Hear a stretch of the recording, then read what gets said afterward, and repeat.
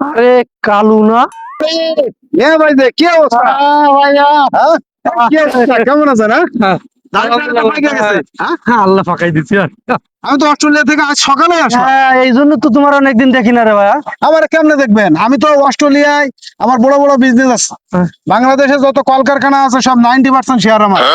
ওখানে আমার বাগের ব্যবসা আছে, জাহাজের ব্যবসা আছে, হরিণের ব্যবসা আছে। আমার ওখানে কত ব্যবসা।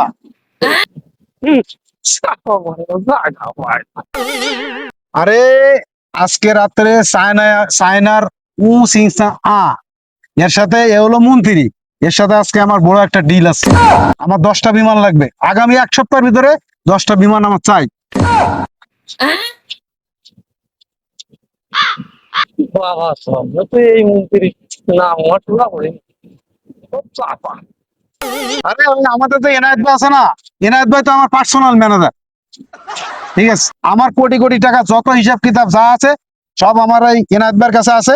যদি কোনোদিন কোনো সমস্যা মনে হয়, কোনোদিন কোনো টাকা পয়সার দরকার হয়, কোনো প্রকার কোনো সাহায্য লাগে, কিছু লাগে, তার কাছ থেকে নেবেন। ঠিক আছে।